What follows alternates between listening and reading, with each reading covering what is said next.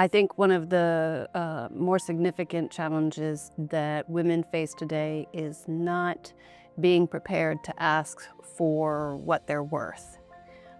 So here we try to encourage all our staff, which includes a lot of young women, how to advocate for themselves, how to ask for a raise. So after someone has worked here for 5 or 6 months, we let them know, hey, you should go talk to Megan and find out if you can get a raise. And so we kind of coach them through that. A lot of times that's the first time that someone is asking for a raise when they come in here and talk to me about that. And so it's a great coaching opportunity. We want our staff and young women to understand that they are valued for their work and that they should feel comfortable and empowered to ask for that. I think women still have to fight, if you will, to make their voices heard. It resonates with me if you're in a meeting and it's a lot of males in the room and you say something and it's ignored, but 5 minutes later somebody restates it. Well, you need to speak up and say, oh yeah, I did say that 5 minutes ago. But just making yourself heard and just being confident and not feeling like you have to present as men present, but that you have your own way and your own voice. For this question, I feel like I'm new in this role, so I haven't encompassed a lot of challenges yet.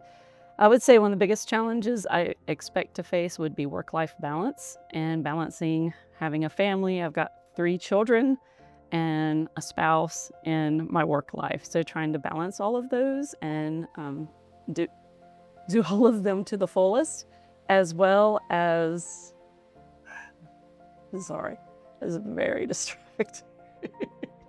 So trying to balance, just finding the healthy balance between work, family, and any issues I come across within the community, and also just making effective changes and being innovative and being a change agent. Those are things that I want to aspire to. So just keep being myself and doing those, achieving those goals. So I think a challenge for women today is being able to be themselves, to be their authentic self. And sometimes we have to wake up every day, put that cap on, and understand that I am who I am. I can do what I want to do, and I only have one person that I'm in front of, and I allow myself to be that and embrace who I am. And it's okay sometimes if we mess things up. That's learning, and that's growth, and we should have that opportunity to do so and to understand that and know that it's not, a setback, but it's a setup for what you want to do to have a purpose in this world. Yeah. So we know the data.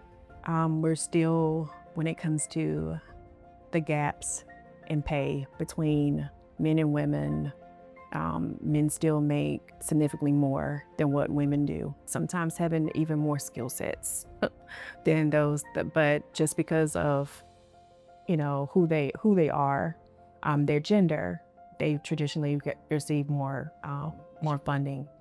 Something else as well is, I think it's sometimes hard, or we know it's hard for women to show up in some spaces, and they can be seen as being aggressive. Right? Being aggressive, but she's just being assertive, making sure she's doing her job. But then sometimes that also affects, how that shows up in like evaluations and things. I haven't run into that situation, but I hear of my colleagues and other individuals, from time to time saying that, they've been approached and they're too aggressive when they're just really trying to be assertive and getting their job done. I think that women often are our own harshest critics. Excuse me. I think that it's very difficult to strike a work-life balance for anyone. Today, we are constantly connected through cell phones and texts, and emails and all sorts of technology that generations before us didn't have. When the workday ended at 5 or 6 or whatever time it was, you went home and nobody could contact you unless they called your house phone, for example. So I think that for anybody today, it's very difficult to separate a work-life balance. And I think for women especially, it's even more difficult because much of the work at home falls to women, or the management of the workload at home may fall to the women. You hear a lot about the mental workload of moms and wives and families.